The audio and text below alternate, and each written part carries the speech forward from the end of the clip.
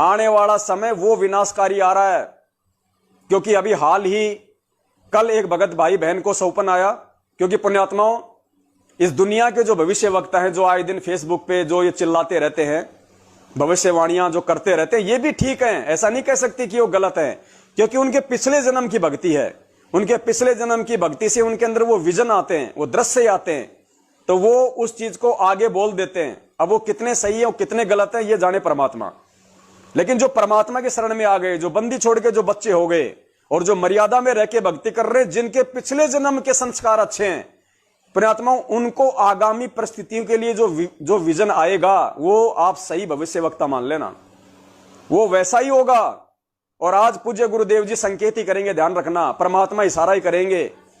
परमात्मा किसी को निमित्त बना के ही आप तक सूचना पहुंचाएगा कि बेटे आने वाले समय में क्या होने वाला है और किस प्रकार से तुम्हें कितना सावधान होना है। तो परमेश्वर ने अपने एक भगत को, अपने एक बच्चे को एक विजन दिया, और कल उस भगत भाई ने दास के पास में ये चीज भेजी और कहा कि भगत जी, आपने जो पिछले लाइव में जो साध संगति और 5वें यज्ञ का जो जिक्र किया है, मुझे परमात्मा काफी दिनों से वो मतलब विजन दे रहे हैं कि बेटा ये जो संगत में मौतें हो रही है, ये 5वां यज्ञ धर्म यज्ञ ना होने से हो रही हैं, और धर्म यज्ञ शुरू किए जाएं। उसके बाद भगत जी आपने ये लाइव साध संगति में जिक्र कर दिया परमात्मा की दया से।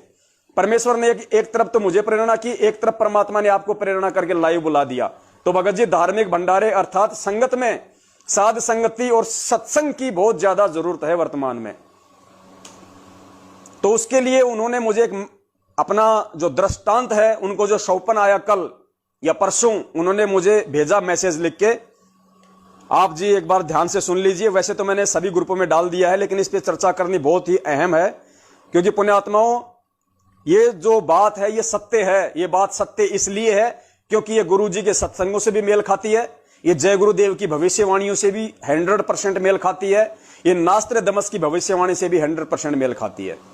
और ऐसा ही होना है, और परमात्मा भी यही चाहता है।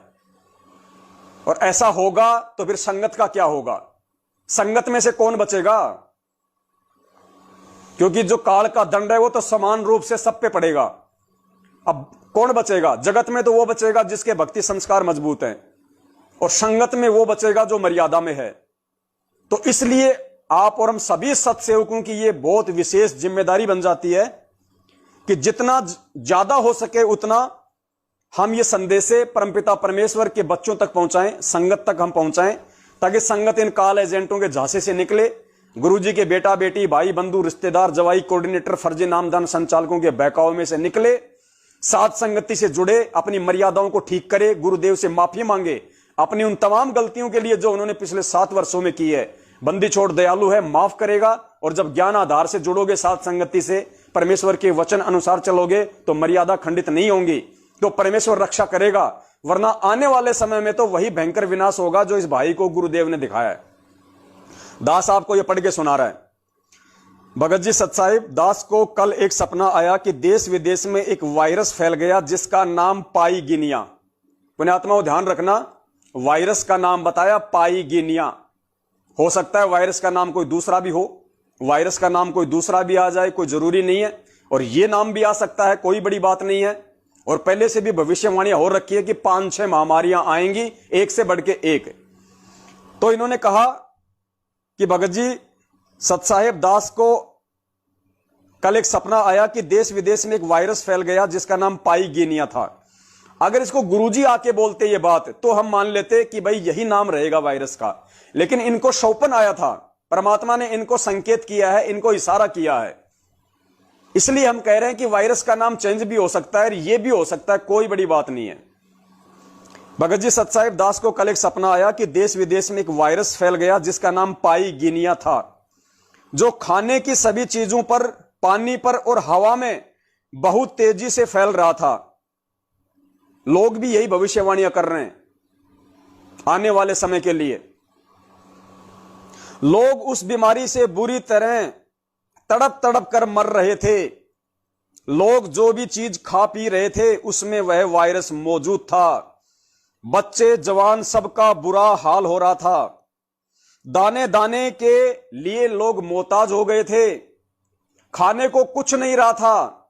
लोगों का पेट कमर से मिल चुका था, हड्डियां दिखने लग गई थी, घर महल सब खाली हो चुके थे, दूर दूर तक कोई नजर नहीं आ रहा था। जय गुरुदेव ने भी यही भविष्यवाणी की थी कि 15-15 कोस तक कोई दिखाई नहीं देगा, लाशों का ढेर पड़ा होगा, लोग अनाज के दाने दाने के लिए तरस जाएंगे, अगर गंदी नाली में कोई रोटी का टुकड़ा मिल जाएगा लोग उसको भी उठा के खा लेंगे, वो समय आएगा। और गुरुदेव ने, पूज्य गुरुदेव संत रामपाल जी महाराज ने जय गुरुदेव की भविष्यवाणियों का समर्थन किया है।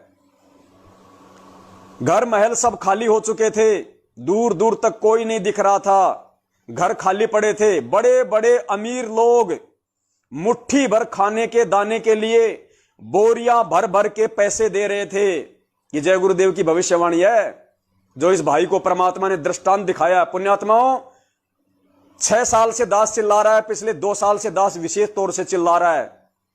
और वर्तमान में जो परमात्मा, वर्तमान की जो स्थितियां हैं देश और विदेश की, आपको पता है कि पूरे काबुल देश पे कब्जा कर लिया गया। 100-100 रुपए में वहां की लेडीजों को बेचा जा रहा है, तालिबानियों के द्वारा 100-100 रुपए में वहां की औरतों को बेचा जा रहा है। लोगों ने हर जगह पे अपना कब्जा कर लिया, नरसंहार हो रहा है, पूरे काबुल पे उन आतंकवादियों ने कब्जा कर लिया। और काबुल का जो राष्ट्रपति था, काबुल का राष्ट्रपति रातों रात हेलीकॉप्टर और उसमें भर के पैसा और देश छोड़ के भाग गया। काबुल का राष्ट्रपति अपने 3 लाख की आर्मी को छोड़ के, अपने देशवासियों को छोड़ के, बिना किसी को बताए रातों रात काबुल छोड़ के भाग गया। आप सबको पता है, ये तो पिछले 5 दिन पहले की बात है। तो क्या हिंदुस्तान वाला नहीं भाग सकता? क्या दूसरे देश वाले नहीं भाग सकते? पुण्यात्माओं, दुनिया भगवान को भगवान तभी मानेगी जब लोग त्राही त्राही करेंगे, त्राही त्राही। भक्तों की भी एडी से लेके चोटी तक यूं रूह कांप जाएगी कि बाहर हो क्या रहा है, आंखों से देखा नहीं जाएगा। उस समय को परमात्मा इस भगत के माध्यम से संगत के सामने पेश करवा रहे हैं। अगर कोई समझ जाए तो कि आने उस समय से तुम कैसे बच सकते हो, वो समय तो आएगा, वो तो डेफिनेटली आएगा। इस भगत को परमात्मा सौपन ना दिखाते तो भी आएगा, जय गुरुदेव भविष्यवाणी ना करते तो भी आएगा। पूज्य गुरुदेव जी ने जो बोल दिया वो बोल दिया। इसीलिए परमात्मा ने कहा था कि बच्चों, आने वाले समय में यदि ऐसी कोई नौबत आई, 2 दाने घर में होंगे, परमात्मा सुबह मटका भर देगा। रसोई में अगर 2 दाने भी होंगे ना, 2 दाने भी या नहीं होगा तो परमात्मा आटा, तेल, नमक सब फुल कर देगा। सुबह आपको आटे का पीपा भरा हुआ मिलेगा, पिसा पिसाया। क्यों कहा गुरुजी ने? मजाक के लिए कहा था। अंतर्यामी को पता कि वो समय आएगा, इसलिए परमेश्वर ने कहा कि 2 दाने होंगे तो परमात्मा मटका भर देगा। वरना ठीक ठाक का समय, सही समय, लोग काम कर रहे हैं, जॉब कर रहे हैं। आज क्यों नहीं भर रहा पीपा? क्योंकि आज खाने को मिल रहे हैं, आज आप काम कर सकते हो, आज आपके पास में पैसा है, मार्केट में सामान मिल रहा है। लेकिन कल को उस विनाशकारी समय में वो सामान नहीं मिलेगा। दाने दाने के लिए लोग तरसेंगे। जय गुरुदेव ने कहा था, गंदी नाली में रोटी का टुकड़ा मिलेगा, लोग सोचेंगे खा लूं। और यही परमात्मा इस भाई को दिखा रहे हैं यहां पे सौपन में। घर महल सब खाली हो चुके थे, दूर दूर तक कोई नहीं रहा था, घर खाली पड़े थे। बड़े बड़े अमीर लोग मुट्ठी भर खाने दाने के लिए बोरियां भर भर के पैसा दे रहे थे, खाने को कोई दाना नहीं मिल रहा था। लोग रस्सियां गोल गोल करके पानी पी रहे थे कि जिंदा तो रहना है। मुट्ठी भर लोग रह गए थे, वो भी सिर्फ वो जो भक्ति कर रहे थे। मुट्ठी भर लोग जिंदा रहे, कौन? जो भक्ति कर रहे थे। और पुण्यात्माओं, इस न्यू वर्ल्ड ऑर्डर का जो सिस्टम है आप सबको पता है, क्लियर हो चुका है। उस काल भगवान, उस शैतान की प्रेरणा से ये जितने भी सरकारें चल रही हैं देश विदेश की, इन सब ने एक एजेंडा बना रखा है कि पूरे विश्व की जो 8 अरब जनसंख्या है उसमें से केवल 100 करोड़ लोग ही रहने चाहिए। मात्र 100 करोड़, 1% लोग बस। तो वो इतनी अरबों की जनसंख्या कैसे समाप्त होगी? वो काल भगवान करवाएगा नए नए तरीकों से। अब देखना, प्रकृति के साथ में जो खिलवाड़ किया गया है, और प्रकृति तो छोड़ो, बहुत छोटी चीज है, परमेश्वर के साथ जो खिलवाड़ किया गया है। हमें पूज्य गुरुदेव जी ने सेऊ सम्मन की जो कहानी बताई, उसका मतलब क्या था? सेऊ सम्मन को जब कहीं कोई आटा नहीं मिला उस नगर में, सब उसके गुरु का मजाक उड़ाने लगे। तू तो कहता था मेरा गुरु भगवान है, मेरा गुरु ये कर देता है, वो कर देता है। अब क्या तेरे गुरु को खिलाने के लिए आटा भी नहीं है? मांग अपने गुरु से। बेचारी ने अपना जो चीर होता है, जो लुगड़ी थी, जो अपनी जो चुन्नी थी जिसको ओढ़ती थी, वो भी उसने गिरवी रखने की बोल दी। तो लोगों ने कहा कि फटी हुई है तेरी ये चुनड़ी, हम नहीं देंगे इसका आटा। हर तरीके से परेशान हो गए, उनको बेटे की गर्दन काटनी पड़ी। क्या सोच के?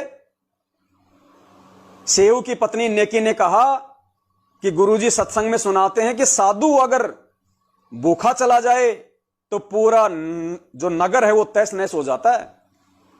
साधु भूखा चला गया तो हमारी वजह से हम गुरुजी को भोजन नहीं करवा पाए, हमारी वजह से पूरे नगर पे आफत आ जाएगी, पूरे नगरवासी मरेंगे। कोई भूकंप आएगा, कोई बाढ़ आएगी, कोई सूखा पड़ेगा, कुछ भी होगा। क्योंकि भगवान जिस नगर से, जिस गांव से भूखा चला जाए वो नगर बर्बाद हो जाया करता है। तो उनको अपने बेटे की गर्दन तक काटनी पड़ी उस नगरवासियों को बचाने के लिए। तो पुण्यात्माओं, आज तो वो परमात्मा, वही परमात्मा इन राजनेताओं का सताया हुआ, इन काल एजेंटों का सताया हुआ, अपने बेटा बेटी, भाई बंधु, रिश्तेदार, जवाई का सताया हुआ वही बंदी छोड़ पिछले 7 साल से सूखी रोटियां चाप रहा है हिसार जेल में, सूखी रोटी। और बाहर उनके नाम से घेवर बना बना के खाए जा रहे हैं देसी घी के। बाहर उनके नाम से अपने 36 बिरादरी वाले भाई बहनों को देसी घी के बूंदिए खिलाए जा रहे हैं, उसी के संगत से पैसा वसूल करके। और संगत को डराया जा रहा है कि गुरु जी का आदेश है भंडारा नहीं करना, और उसी संगत के पैसों से जगत वालों को देसी घी के हलवे और भंडारे करवाए जा रहे हैं। तो इस धरती का विनाश नहीं होगा तो क्या होगा? इस संगत का विनाश नहीं होगा तो क्या होगा? और जगत वालों का तो विनाश होया पड़ा है। उन्होंने तो गुरु जी को कभी उस दृष्टि से देखा ही नहीं, वो तो गालियां निकालते रहे, देशद्रोह का मुकदमा लगा दिया, किसी ने सच्चाई जानने की कोशिश नहीं की, उम्र कैद करके जेल में डाल दिया। पुण्यात्माओं, क्या बीतेगी इन लोगों के ऊपर, इसका अंदाजा नहीं लगाया जा सकता। और जब इतना बीतेगा और इतना प्रेशर इस दुनिया पे बढ़ेगा, उनकी जान पे बनाएगी, जो बचेंगे उनके, उसके बाद उनको भगवान की याद आएगी। अब सुनो आगे। खाने को कुछ नहीं रहा, लोगों का पेट कमर से मिल चुका था, हड्डियां दिखने लग गई थी, घर महर सब खाली हो चुके थे, दूर दूर तक कोई नहीं रहा था, घर खाली पड़े थे। बड़े बड़े अमीर लोग मुट्ठी भर खाने के दाने के लिए बोरियां भर भर के पैसे दे रहे थे, खाने को कोई दाना नहीं मिल रहा था। लोग रस्सियां गोल गोल कर उनका पानी पी रहे थे कि जिंदा तो रहना ही है। मुट्ठी भर लोग रह गए थे, और वो भी सिर्फ वो जो भक्ति कर रहे थे, और कुछ वो जिनके संस्कार पहले से अच्छे थे। जेड+ की सिक्योरिटी खत्म हो गई थी। आज जो ये बाबा रामदेव जैसे, आरएसएस का जो मोहन भागवत है, और जो बड़े बड़े नेता, बिजनेसमैन नेता, ये जो जेड सिक्योरिटी लेके चलते हैं, 100 कमांडो लेके चलते हैं अपने पीछे, अपने बचाव के लिए। तो उस भगत को परमात्मा ने दिखाया कि जेड सिक्योरिटी खत्म हो गई थी। जिस प्रकार आपने 2-3 दिन पहले जो लाइव देखा था, छत्तीसगढ़ की जो बहन थी उर्वशी साहू, जिसने 2016 में नाम लिया था, उसको परमात्मा ने फ्यूचर दिखाया था। उसको परमात्मा ने आने वाले समय में, इस विनाश के बाद में जो सतयुग जैसा माहौल इस पृथ्वी पे आना है, वो उसको परमात्मा ने दिखाया था, जिसका दास ने आपको इंटरव्यू सुनाया था। गुरुजी उसको फ्यूचर में लेके गए। उसने कहा कि गुरुजी मुझे वो समय दिखाओ, तो गुरुजी उसको सतयुग में लेके गए, जब आने वाले समय में लेके आएंगे परमात्मा इस पृथ्वी पे। उस बहन को परमात्मा ने 100पन में सतयुग दिखाया। उसने कहा कि गुरुजी इतना अच्छा माहौल है, मुझे तो यहीं रखो।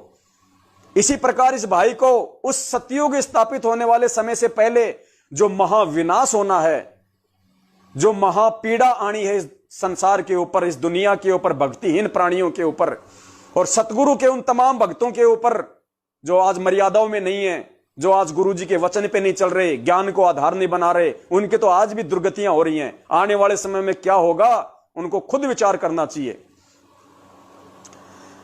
सिर्फ वही लोग बचे जो भक्ति कर रहे थे, और कुछ वो जिनके संस्कार पहले के अच्छे थे। जेड+ की सिक्योरिटी खत्म हो चुकी थी। आप और कुछ भगत देश के प्रधानमंत्री को चिल्ला चिल्ला कर कह रहे थे कि हम कब से कह रहे हैं कि भगवान को तुमने जेल में बैठा रखा है। आगे भगत भाई ने बताया कि पवन भगत जी, आप और कुछ भगत देश के प्रधानमंत्री को चिल्ला चिल्ला के कह रहे थे कि हम कब से चिल्ला रहे हैं कि तुम लोगों ने भगवान को जेल में बैठा रखा है, तुम लोगों ने भगवान को जेल में बैठा रखा है।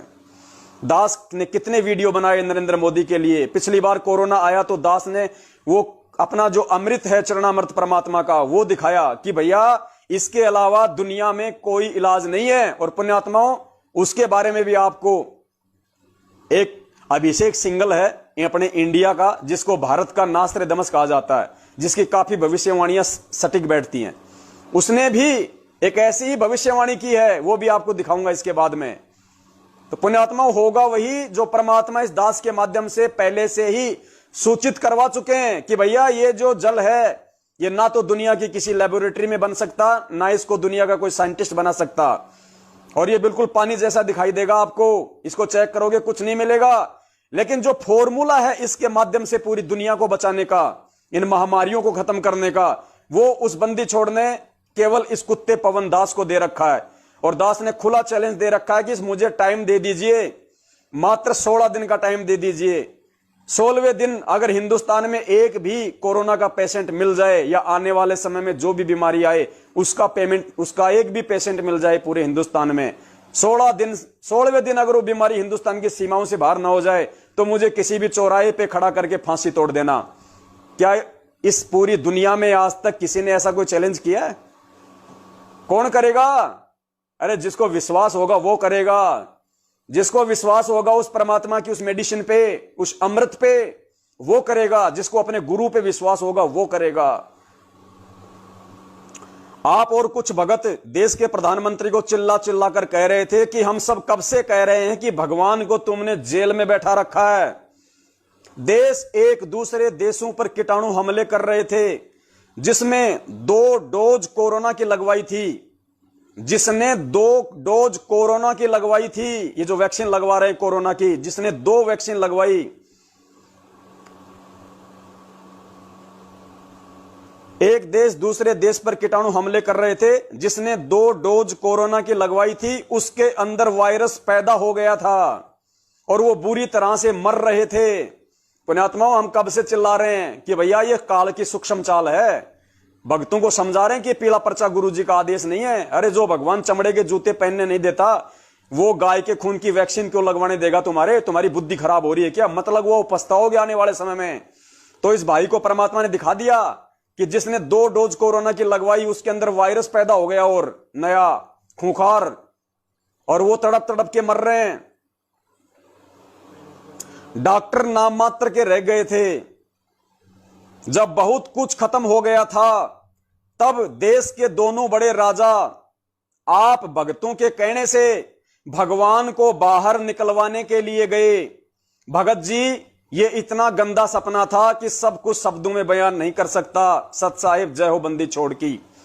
उसके बाद भाई ने कहा कि आप और कुछ भगत उन मूर्ख नेताओं को पकड़ के हिसार जेल में लेके गए, उनको समझा के, और फिर वहां गए भगवान के आगे, फिर रोए, फिर वो गिड़गिड़ाए। और भगत जी ने जो दृश्य देखा, जो परमात्मा ने दिखलाया, भगत जी कह रहे हैं शब्दों में बयान नहीं कर सकता। इतनी बुरी हालत थी, मैं सपने में भी विचलित हो गया। और यही सेम टू सेम भविष्यवाणी जय गुरुदेव की है, जिसका गुरुजी ने भी समर्थन किया है। और गुरुजी ने तो पहले कह दिया कि रूस है, चीन है, ये नास्तिक देश है और नास्तिक देशों का हमेशा नाश हुआ करता है, लेकिन अछूता भारत भी नहीं रहेगा, क्योंकि गुरुजी के साथ में ज्यादतियां भारत वालों ने की है, गुरुजी के साथ में बदसलूकी भारत देश वालों ने की है। तो यहां भयंकर तांडव होगा और यहीं से शुरुआत होगी फिर हर चीज की। तो पुण्यात्माओं, इसलिए परम पिता परमेश्वर सतगुरु रामपाल जी महाराज उन तमाम आत्माओं को सौपन में दर्शन दे रहे हैं, उनको इशारे कर रहे हैं, किसी किसी को मुसदास के रूप में उनको संकेत कर रहे हैं।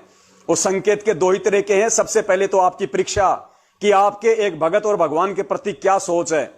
दूसरा, परमात्मा ये संकेत कर रहे हैं मुसदास का रूप दिखा दिखा के, या मुसदास के रूप में कोई सौपन दिखा के कि बेटा मेरा आशीर्वाद है उसके साथ में और साथ संगति से जुड़े रहो। अरे मैं किसी को तो निमित्त बनाऊंगा, मैं तो जेल में बैठा हूं, शरीर रूप में तो आ नहीं सकता बाहर में, वरना फिर लोग कहेंगे ये तो बाबा है, ये तो चमत्कारी है, ये तो जादूगर है, ये तो भगलीगर है, लोग मेरे से वैसे दूर हो जाएंगे, तुम भी दूर हो जाओगे। तो मैं किसी न किसी को तो निमित्त बनाऊंगा तुम्हारे को संदेशा देने के लिए। तो मैंने उस 2 कौड़ी के कुत्ते पवन दास को खड़ा कर रखा है।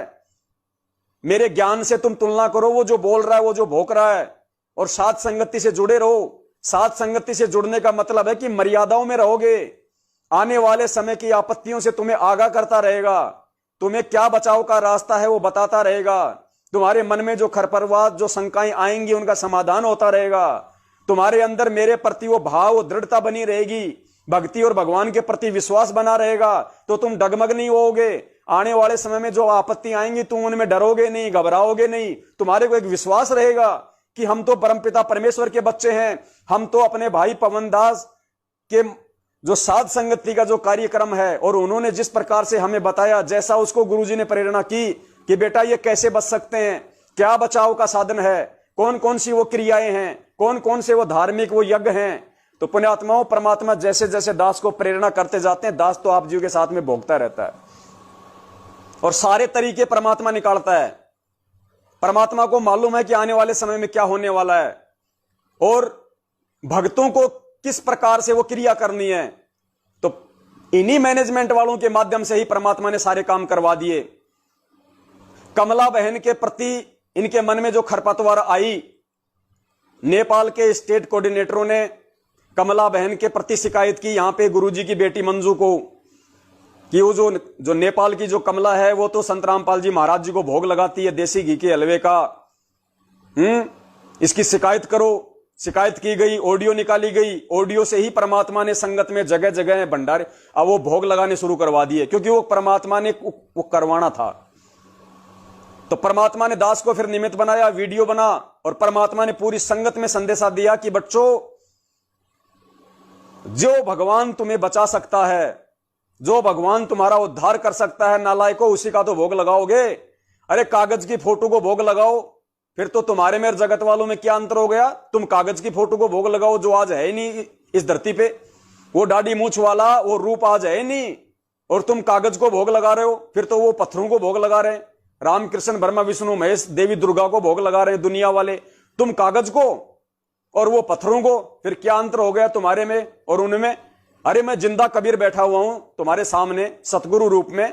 नालायकों, मेरे से सत्संग सुन रहे हो, मेरे से आशीर्वाद ले रहे हो, मेरे से मोक्ष की उम्मीद कर रहे हो, मेरे से ज्ञान लिया, मेरे से मंत्र लिया, मेरे से समाधान लिया, मेरे सत्संगों के माध्यम से,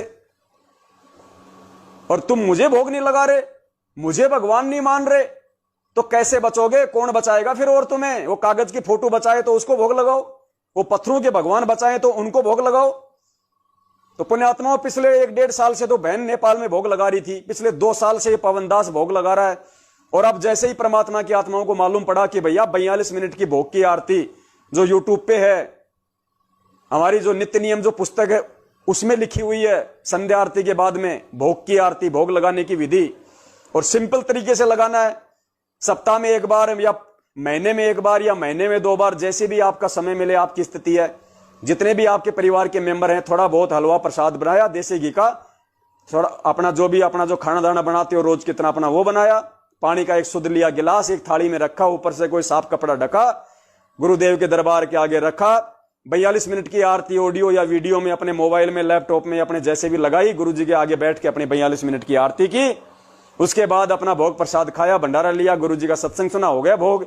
अरे साधु भूखा भाव का, धन का भूखा ना है। गुरुजी तो भाव के भूखे हैं। गुरुजी ये तो देखना चाह रहे हैं कि ये नालायक मुझे परमात्मा मान पाए कि नहीं मान पाए, या अभी भी ये कागज की फोटो को भगवान मान रहे हैं, या इनको विश्वास है कि नहीं है कि वही कबीर आज मेरा गुरु है, वही कागज की फोटो वाला जो 650 साल पहले आया था, आज वो मेरे गुरु के रूप में आ गया। तो इनको कहां विश्वास है? कहते हैं जो जाकी शरणा बसे ताको ताकी लाज। अगर ये फोटो को भगवान मान रहे हैं तो फोटो तो बचानी आएगी नहीं इनको, तो कैसे इनको बचाया जाए, कैसे इनको समझाया जाए? तो परमेश्वर ने साथ संगति का ये रास्ता चुना और परमेश्वर ने संदेशा दिलाया, अगर बचना है आने वाले समय की विनाशकारी परिस्थितियों से, और यदि जाना है सतलोक, तो आपने संत रामपाल जी महाराज को ही परमात्मा मानना पड़ेगा, साहिब मानना पड़ेगा, भगवान मानना पड़ेगा। ये जुबान से नहीं, दिल से मानना पड़ेगा। और ये भोग लगाने की जो विधि है वो ये साबित करेगी कि आप अपने गुरु को परमात्मा मानते हो। आप कागज की फोटो पे डिपेंड नहीं हो, आप अपने जिंदा कबीर संत रामपाल जी महाराज जी को भगवान मानते हो। तो अब परमात्मा को कुछ दोगे तो ही तो परमात्मा तुम्हें देगा। अरे धर्म तो 10 के नहीं, 10 के तीनों लोग। परमात्मा को क्या दोगे आप? भाव दोगे, श्रद्धा दोगे, परमात्मा को अपना समर्पण दोगे, परमात्मा को भोग लगाओगे, यही तो दोगे ना परमात्मा को। ये दे रहे हो तुम कागज की फोटो को, तो कागज की फोटो तुम्हारा बचाव नहीं करने वाली। इसलिए परमात्मा ने संगत को चेताया, जगाया कि नालायकों जागो। 27 साल से बोल रहा हूं, सत्संग कर रहा हूं, रातों को जाग जाग के। और कैसे समझाऊं? क्या मुंह से बोलूंगा तब समझोगे कि मैं कौन हूं? और मुंह से बोल के समझाया तो तुम नालायकों को बिजली पीढ़ी में जन्म देने का मतलब क्या है? तुमको शिक्षा देने का मतलब क्या है? ऊपर से सात संगत दी मैंने चलवा दी 1 साल से, फिर तुम्हारा फायदा क्या हुआ?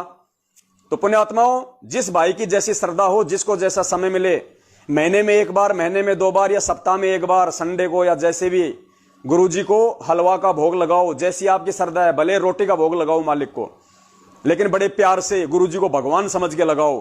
42 मिनट की भोग की आरती यूट्यूब पे मिल जाएगी, आपको ढूंढ लेना। भोग की आरती जो 42 मिनट की हो उसी को लेना। वो खाली भोग की आरती है, पाठ प्रकाश की आरती नहीं लेनी हमने। बहुत सारे भगत भाई बहन है, वो अनजाने में जो भोग लगाते हैं गुरुजी को, तो अनजाने में उनसे एक वो शब्द निकल जाता है, एक वो है कि मारे होया पाठ प्रकाश बधाई में बांटूंगी। तो भाई ये नहीं बोलना, क्योंकि ये पाठ प्रकाश की है, हमने ये नहीं बोलनी। लास्ट में हमने यही बोलना है जो शब्द उसमें है, आज लग्या साहेब को भोग दीन के टुकड़े पानी का, कोई जगह पुरबला भाग, ये वाली बस। उसके बाद वो समाप्त है। तो 42 मिनट की यूट्यूब पे जाना, सर्च करना, वो केवल उतनी ही है। तो उसी से हमने आरती करनी है, 42 मिनट की आरती के साथ। उसके बाद बंदी छोड़ने दया की। ये घेवर बनाने का जो आ गया सिस्टम नया, इन्होंने जो हरियाणा में जो तीज मनाई है, क्योंकि तीज एक त्योहार है और उस तीज वाले त्योहार के दिन घेवर बनाए जाते हैं। मार्केट में भी घेवर बिकते हैं, गोल गोल होते हैं, मैदा के बनते हैं, सूखे बनते हैं, फिर उनको चाशनी में डुबोया जाता है जलेबी की तरह, वो खाते हैं। तो ये तो नालायक है मैनेजमेंट वाले। तो इन्होंने तो अपनी परंपराओं का निर्वाह करना, ये कोई भगत तो है नहीं, तो इन्होंने मौका देख लिया, नाम ले दिया सेवादारों का, और तीज वाले दिन इन्होंने सिंहपुरा आश्रम में 35-35 किलो के घेवर उतार दिए। उन परंपराओं का बोझ अपने ऊपर लाद लिया। तो पुण्यात्माओं, हमने ये गलतियां नहीं करनी। और परमात्मा ने दया की, जब भक्तों ने इनकी पूंछ दबाई कि भैया घेवर किस खुशी में, किसकी मां मर गई, अरे किसकी पत्नी भग गई, किस खुशी में घेवर मनाए जा रहे हैं, तो इनको इतना पीछा किया, इतना पीछा किया, इनको अंत में ऑडियो निकालनी पड़ी। अंत में ऑडियो निकालनी पड़ी कि गुरुजी, वो गुरुद्रोही फोन कर रहे हैं बार बार और कह रहे हैं कि घेवर किस खुशी में बनाए। तो दया हो गई बंदी छोड़ की। उधर से कह दिया गया कि खुशी क्या होती है, कभी भी बनाओ, कभी भी खाओ, कोई भी खा सकता है। तो आदेश मिल गया। आदेश तो खैर हमारे पास तो ज्ञान आधार से है ही, हम तो पहले से ही बना रहे हैं, खा रहे हैं, ऐसी बात नहीं है। पहले से ही परमात्मा साथ संगति करवा रहे थे, पहले मेरठ में करवा रहे थे, जयपुर में थी, ये तो खूब मना करते थे मैनेजमेंट वाले, तो भंडारे का आदेश नहीं है, हम तो ज्ञान आधार से चल रहे थे ना। लेकिन अब उन लोगों के लिए भी छूट मिल गई, उनका भी वो भ्रम निवारण हो गया जो उस ऑडियो को गुरुजी की ऑडियो बोलते हैं। अरे तो तुम्हारे गुरुजी ने कह दिया भैया उस ऑडियो के माध्यम से कि कोई भी खाओ बनाओ, तो जो परमात्मा घेवर बनाने के लिए मना नहीं कर रहा, जो परमात्मा मिठाई बना के खाने के लिए मना नहीं कर रहा, वो परमात्मा सत्संग में जो भगत आएंगे सत्संग सुनने, उनको भंडारा करने से क्यों मना करेगा? ये भंडारे तो इन नालायकों ने मना कर रखे हैं अपने धार्मिक धंधे के लिए, ताकि भगत लोग आवें, सत्संग सुने, सूखा दान पात्र में डालें, इनके ऊपर कोई खर्चा ना करना पड़े, इनको कोई भंडारा ना खिलाना पड़े, वो खर्चा ना हो किसी प्रकार का, बस सूखे पैसे हमारे पास आए। इसलिए इन नालायकों ने काल प्रेरणा से गुरुजी का आदेश लेके संगत में भंडारे बंद करवा रखे हैं। और इसी भंडारे बंद करवाने के चलते संगत का 5वां यज्ञ बंद हो गया, धार्मिक यज्ञ, धर्म यज्ञ। अरे पहला यज्ञ ज्ञान का, दूसरा यज्ञ ध्यान। तो ज्ञान होता है गुरुजी का सत्संग, ध्यान होता है ध्यान से सुनना। तीसरा यज्ञ है हवन, तो ज्योति हम कर रहे हैं अपने घर में। चौथा है प्रणाम यज्ञ, तो हम दंडोत भी कर रहे हैं। 5वां है धर्म यज्ञ, तो धर्म यज्ञ नहीं हो रहा। पहले गुरुजी आश्रम में थे, हम वहां जाते थे, वहां हम गुरुजी को दान देते थे, जो भी पैसा देते थे उससे सब भक्तों का भंडारा होता था, हमारा धर्म यज्ञ हो रहा था, धार्मिक यज्ञ हो रहा था। अब हमारा 5वां यज्ञ नहीं हो रहा। पिछले 7 साल से सत्सेवक तो कर रहे हैं, इसलिए फूल की तरह, लेकिन मैनेजमेंट वाले नहीं कर रहे, उनके झांसे में आके बाकी संगत नहीं कर रही तो देख लो किस तरीके से कैर टूटे हुए हैं। कोरोना में हजारों मर गए, आए दिन मर रहा है, कोई एक्सीडेंट हो रहा है, कोई बीमार हो रहा है। नेपाल का कोई कोऑर्डिनेटर है वो अकाल मौत मर रहा है, हॉस्पिटलों में दम तोड़ रहे हैं इनके कोऑर्डिनेटर। इनके जम्मू का जो कोऑर्डिनेटर है वो बेमौत मरा, इनका एक सूरत का कोऑर्डिनेटर है वो बेमौत मरा। सूरत का कोऑर्डिनेटर क्या नाम था उसका, कानजी भाई था, कानू भाई था, भगत बताते हैं उसने ब्याज पे पैसे दे रखे थे लोगों को। बताओ, कोऑर्डिनेटर तो इनके ब्याज पे पैसे देते हैं, और ब्याज के पैसे मांगने गया तो झगड़ा हो गया, सामने वाले ने मारा सिर में लठ, कानू भाई वहीं गिर गए। तो इनके कोऑर्डिनेटरों की ये हाल हो रही है, उल्टे मार्ग पे चलने के कारण, मैनेजमेंट को ही अपना गुरु मानने के कारण, पीले पर्चे को ही अपना गुरु मानने के कारण, धर्म यज्ञ ना करने के कारण, गुरु जी की मर्यादाओं को तोड़ के घर पे बैठने के कारण। तो पुण्यात्माओं, हमने गलती नहीं करनी, परमात्मा इसीलिए संदेश दिलवा रहे हैं। और ये जो मैसेज जो है अपना आज का जो वीडियो है, सबसे ऊपर दास ने लिखा है www.sankasamadhan.com। आप सभी अपना नाम गांव पता उसमें जरूर डालना, ताकि कोई भी भगत अगर कोई भंडारा करे, कोई समागम करे, तो उसको मालूम पड़े कि मेरे जिले में कौन कौन भगत हैं, उनको सूचित किया जा सके। और जो भगत भाई बहन भंडारा करे कहीं भी, तो भैया एक बार अगर आप जी उचित समझें तो मेरी ये निवेदन है, मेरी ये प्रार्थना है, अगर मेरा नंबर नहीं लगे तो मधु बहन है, अपने कजोड़ जी हैं, आप उनसे सलाह जरूर ले लें। गलती ना हो जाए कोई, देखो आप करो अपने स्तर पे, हमें कोई दिक्कत नहीं है, लेकिन गलती अगर जरा सी भी हो गई तो परमात्मा लाभ नहीं देगा, उल्टा नुकसान होना शुरू हो जाएगा। तो एक बार सलाह जरूर कर लें कि भगत जी परमात्मा हमारे अंदर ये प्रेरणा कर रहे हैं और हम इस तरीके से यहां पे करना चाहते हैं, तो भगत जी क्या सिस्टम करें, किस तरीके से करें, तो भगत जी आपको समझा देंगे। तो जहां भी समागम रखो, जहां भी सत्संग रखो, जितने भी भगत भाई बहन आवे, तो दास ने आपको बता दिया था कल कि भगत जी जहां तक हो सके रात का रखना सत्संग, शनिवार का रखना, शनिवार को सत्संग रखना। शनिवार को रात को 8 बजे भगत उसमें वहां पे पूज्य गुरुदेव जी को भोग लगेगा, और 8 बजे से पहले पहले हलवा भी बन जाना चाहिए, 8 बजे से पहले पहले भंडारा भी तैयार हो जाना चाहिए। उसके बाद कुछ नहीं, और सब भक्तों को सूचित कर देना कि भगत जी 8 बजे गुरु जी को भोग लगेगा।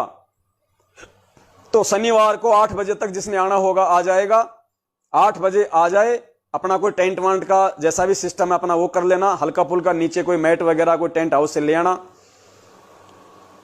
8 बजे गुरुदेव को 42 मिनट की भोग की आरती के साथ में भोग लगेगा। उसके बाद में सबको जो है हलवा प्रसाद दिया जाए, सबको भंडारा करवाया जाए। 10 बजे तक आप जी फ्री हो जाओ, खाना वाना खा के भोग वाग लगा के।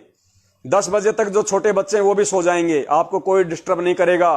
रात का ठंडा मौसम रहेगा, घंटा 2 घंटा गुरु जी का सत्संग सुनो।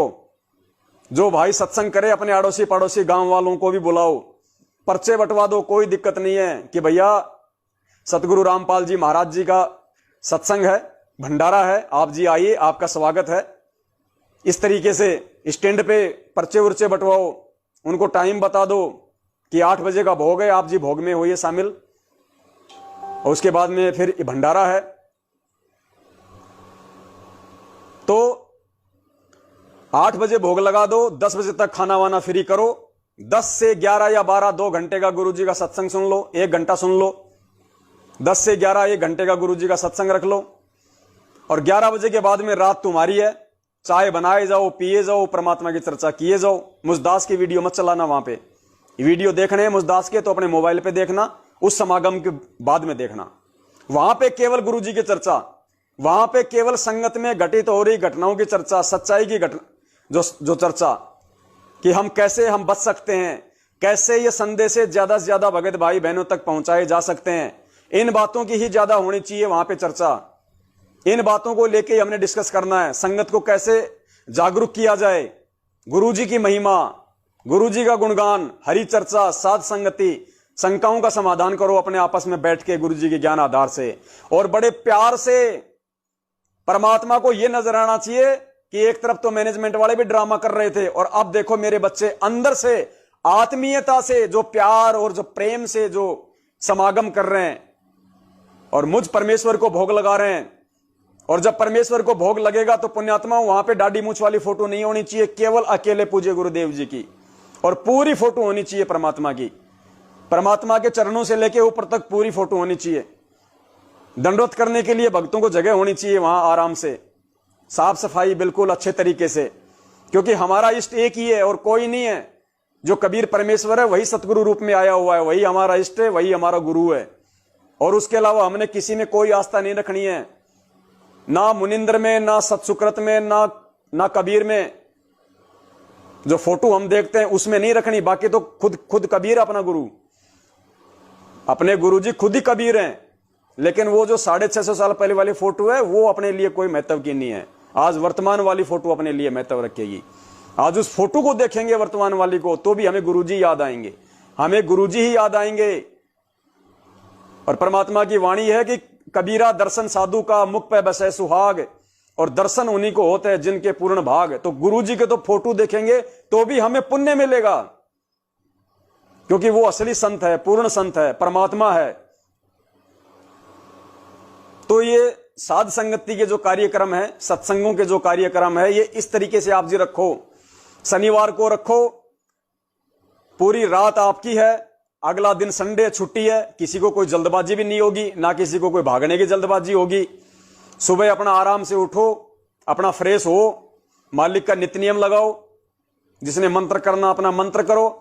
8 बजे चाहो तो परमात्मा को फिर से हलवा प्रसाद का भोग लगा दो। सुबह 5 बजे उठ के 2-3 भाई बहन माताएं हलवा बना लो। 8 बजे परमात्मा को फिर नहा धो के अपना बंदी छोड़ को भोग लगा दो।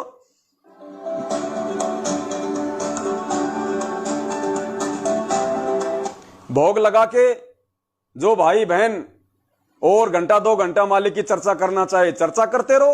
रात को रुकना चाहे तो संडे है, क्या दिक्कत है, अपने टेंट में वही रहो, अपने आराम से अपना पंखा वंखा कोई वो कूलर वालर की व्यवस्था कर लो, मालिक की चर्चा सुनो, भंडारा करो। रात को भी करो चाहे संडे को चर्चा, कोई दिक्कत नहीं है। जो जाना चाहिए उसको अपना हाथ जोड़ के विदा करो। भंडारा वंडारा जो बच जाए उसको बांध दो, बच्चों के लिए रखना नहीं अपन ने कुछ भी। और फालतू में किसी भगत ने कोई अटरम पटरम नहीं लेके आना। गलती से जो भगत भाई बहन कोई फल फ्रूट ले आवे, कोई मिठाई ले आवे, तो ध्यान रखना मिठाई अगर डालडा घी की है तो गुरुजी को भोग नहीं लगाना और ना भगतों में बांटना। और भगत को बोल देना, भगत जी आगे से आपने गलती नहीं करनी है, ना तो कोई मिठाई लेके आनी है, ना कोई फल फ्रूट लेके आने। यहां जो परमात्मा जो बनवा रहे हैं वही अपने लिए ठीक है, क्योंकि फालतू में फिर आज वो लाएगा, फिर कल दूसरा लाएगा, फिर कल को सभी लाने लग जाएंगे, तो फिर भंडारा खाओगे और मिठाइयां खाते रहोगे। तो जो भगत भाई बहन अनजाने में लेके आ जाए, अगर वो देसी घी की है तो गुरुजी को सबसे पहले भोग लगाओ, फिर बाकी भक्तों में बांट दो। अनजाने में कोई अगर कोई फल फ्रूट ले आता है तो साफ करके पहले गुरुजी को भोग लगाओ और फिर बाकी संगत में बांट दो। बाकी सबको मना करो कि भगत जी आगे से कोई मिठाई कोई फल फ्रूट वगैरह नहीं लेके आएगा। और डालडा का कोई ले आए, डालडा घी का, तो बिल्कुल गुरुजी को भोग नहीं लगाना है। और भंडारा जो बनेगा वो या तो आप अपना रिफाइंड में बनाओ या आप अपना देसी घी में बनाओ, 2 ही चीजों में बनेगा। डालडा में भंडारा नहीं बनेगा परमात्मा का। या तो रिफाइंड में, जैसा हम खाते हैं अपने घर पे रिफाइंड की सब्जी खाते हैं, पूरी सब्जी उतार लेते हैं रिफाइंड में, या तो तेल में बनाओ या फिर देसी घी में बनाओ। डालडा में बिल्कुल भंडारा मत बनाना, यूज ही नहीं करना, गुरु जी का आदेश है। ज्योति में भी नहीं डालना डालडा तो, क्योंकि ये जानवरों की चर्बी से बनती है और हमारे परमात्मा इन सब चीजों के खिलाफ है, क्योंकि जीवों को मारा जाता है। उसके बाद में पुण्यात्माओं, जो भी सहयोग राशि वहां कोई भगत अगर वो देना चाहे तो ध्यान रखना, मैनेजमेंट वालों की तरफ बिल्कुल ड्रामेबाजी नहीं, कोई दान पत्र नहीं रखना। कोई भगत अगर वहां पे दंडवत करे, अगर वहां परमात्मा के दरबार पे 10, 20, 100, 50 रुपए रखना चाहे, क्योंकि सबको ज्ञान नहीं होता एकदम से, धीरे धीरे मालूम पड़ता है, तो आपने हाथ जोड़ के बड़े प्यार से उनको मना करना है। ऐसा नहीं हो रहा भगत जी तूने क्या कर दिया ना, प्यार से। पुण्यात्माओं, बहुत बुरी तरीके से काल ने हमारे को फंसा रखा है। प्यार से उसने रख दिया, कोई दिक्कत नहीं, दंडवत कर रहा उसको करने दो। दंडवत करके उठे तो प्यार से समझाओ कि भगत जी देखो ये काम तो मैनेजमेंट वालों के, भाई आपकी श्रद्धा आपके भाव है, कोई दिक्कत नहीं, सेवा आपसे ली जाएगी, अभी आप अपनी जेब में रखो, अभी अपना परमात्मा का भोग लगेगा, भंडारा होगा, सत्संग होगा, चर्चा करेंगे रात को, और सुबह जब जाओगे तो पूरा खर्चा यहां सबके सामने निकाल के रखेंगे कि Bhagat ji total A to Z ये खर्चा हुआ है। उसमें सबका सहयोग बनता है, क्योंकि वो धर्म यज्ञ है ना, सबको उसमें सहयोग करना है। तो मान लीजिए 5,000 रुपए का खर्चा आया तो पुण्यात्माओं, आपने 5,000 रुपए ही लेने हैं संगत से। अगर भगत भाई दे रहे हैं अपनी खुशी से, तो बस उनके लिखते जाओ। जब आपके 5,000 रुपए पूरे हो जाएं और पीछे भगत खड़े हैं लिखवाने के लिए, मना कर दो, नहीं लेने। यह भी सोच के नहीं लेना कि अगले भंडारे में काम आ जाएंगे, वरना फिर परमात्मा मेहर नहीं करेगा। फिर परमात्मा सोचेगा इन नालायकों को आगे का तो विश्वास ही नहीं है कि आगे परमात्मा देगा कि नहीं देगा, ये तो आगे की तैयारी करने लग गए। उस भाई को हाथ जोड़ के मना कर दो कि भगत जी आपकी सेवा फिर कभी लगेगी, फिर कभी परमात्मा दया करेंगे, फिर कभी कोई समागम होगा, आपकी सेवा भगत जी आगे लगेगी। मैनेजमेंट वालों की तरह नहीं कि ले लो, लूट लो, खा लो, गाड़ी का डीजल भरना है, मकान किराया देना है, ये करना है, वो करना है, पवन दास को ठोकने के लिए जाना है, ये अपने को नहीं करना। आपका खर्चा आ गया सब संगत के सामने, क्योंकि हम भगत भाई बहन है, कोई छुप के काम नहीं होगा, तभी परमात्मा दया करेंगे, वरना उल्टा नुकसान होगा। ध्यान रखियो, 5,000 रुपए का खर्चा हुआ, संगत से अगर 5,000 रुपए आ रहे हैं तो केवल उतने लेने, बाकी भाइयों को हाथ जोड़ के प्यार से मना करो कि भगत जी आप आ गए, आपने यहां पे सेवा की, परमात्मा के आपने सत्संग सुने, ये अपन धर्म यज्ञ में शामिल हो गए, हमारी सबकी सेवा लग गई, बराबर लग गई, कोई दिक्कत नहीं, आपकी सेवा परमात्मा फिर कभी किसी सत्संग में। और वो भगत भाई आपको जबरदस्ती भी करे कि नहीं भगत जी रख लो, 500 तो रख लो, 100 तो रख लो। आप सोचो यारो 100 तो नहीं, 1 रुपया क्या होता है, जितना आपका खर्चा आया 5,999, अगर आपने 6,000 भी ले लिए, वो 1 रुपया भी आपको नुकसान देगा। उसको मना कर दो, भगत जी यहां पैसों के लिए नहीं बुलाया भाई, यहां परमात्मा की साथ संगति के लिए, हम भगत समाज हैं, सब आपस में भाईचारे के लिए, प्यार प्रेम के लिए, एक दूसरे से जान पहचान के लिए। पुण्यात्माओं, ऐसे संपर्क बढ़ाओ, और ऐसे संपर्क बढ़ेंगे, सब ज्ञान आधार से जुड़ेंगे, तो कल को जब आपस में जब रिश्ते होंगे, हम सत्सेवकों के भाई बहनों के, हमारे बच्चों के, फिर देखना पुण्यात्माओं, फिर उनकी पत्नियां छोड़ छोड़ के नहीं भगेंगी, जो मैनेजमेंट वालों के भग रही हैं, 2-2 महीने रमेणी करके, 2-2 बच्चे पैदा करके, बच्चा पेट में है, दूसरी के साथ में शादी कर रहा है, क्योंकि मैनेजमेंट को तो पाठ कराओ, चाहे 20 के साथ में शादी करो, आप इनको कोई मतलब नहीं है। तो हमने पुण्यात्माओं परमात्मा को नाराज नहीं करना, और ऐसा ही फिर वो प्रतिफल मिलेगा आगे, इनको भी ऐसा ही मिल रहा है, ऐसा ही मिलेगा, और हम करेंगे तो फिर हमें भी वैसा ही मिलेगा। तो बड़े सावधानी से, एक पैसा किसी से एक्स्ट्रा नहीं लेना। और अगर मान लीजिए 5,000 रुपए का खर्चा आया और संगत से मान लीजिए इतना पैसा नहीं आया, संगत से केवल 2,000 आया, 3,000 आया, तो कोई दुख मनाने की टेंशन नहीं है, कोई चिंता की टेंशन नहीं है। जो भगत भाई बहन अपना अरेंज किया है, 2-4 भाई बहनों ने मिलके, वो अपना आपस में कर लो। दास को फोन करो, दास भी सहयोग करेगा जितना होगा। आपका जोड़ भगत जी को फोन करो, उनसे सहयोग हो पाएगा, वो भी अपना भंडारे में सहयोग देंगे, तो पूरा हो जाएगा। और जहां सत भंडारे होंगे, जहां हम भगवान को भगवान मान के भंडारा करेंगे पुण्यात्माओं, वहां पे कम होगी नहीं कमी, वहां पे तो ऊपर से ही आएंगे, अलग से आएगा, लेकिन अलग से हमने लेना नहीं, केवल उतना ही लेना है। तो इस प्रकार से हमने इस परमात्मा के सतयुग वाले मिशन को आगे बढ़ाना है, क्योंकि परमात्मा आप और हमारे पीछे ये सारे काम कर रहा है। परमात्मा आप और हम उन आत्माओं को तैयार कर रहा है जो सतयुग में जाएंगी, आगे जो प्रवेश करेंगी। तो सतयुग में जब नाम ही सतयुग है, तो वहां पे झूठा इंसान कैसे रह सकता है? झूठा इंसान सतयुग में कैसे प्रवेश कर सकता है? तो पुण्यात्माओं, हमने यदि इस भयंकर विनाश के बाद यदि सतयुग में प्रवेश करना है, तो हमने पूर्णतया सतसेवक बनना पड़ेगा। जगत वाले तो वही प्रवेश कर पाएंगे जिनके संस्कार मजबूत हैं।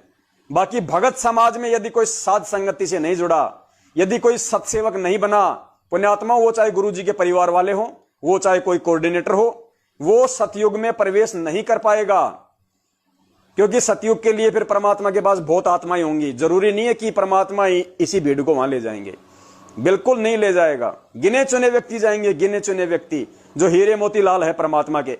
बाकी परमेश्वर तैयार कर देंगे अपने बच्चों को। अरे सतसेवकों से फिर आगे जो संतानें उत्पन्न होंगी, वो भी तो परमात्मा के हीरे मोती लाल ही उत्पन्न होंगे। वो तो बने बनाए भगत होंगे, बने बनाए सतसेवक होंगे। तो 1000 साल मार्ग चलेगा। परमात्मा को जल्दी क्या है? परमात्मा फिर पूरी दुनिया में भीड़ कर देगा, अरबों खरबों की फिर परमात्मा संख्या कर देगा धीरे धीरे।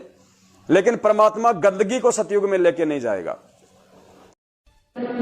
मस्तक लाग रही मारे गुरु चरण की दूर, मस्तक ई मारे गुरु चरणा की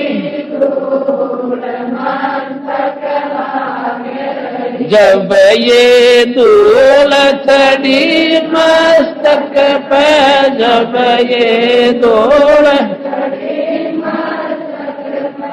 धूल हो गई दूर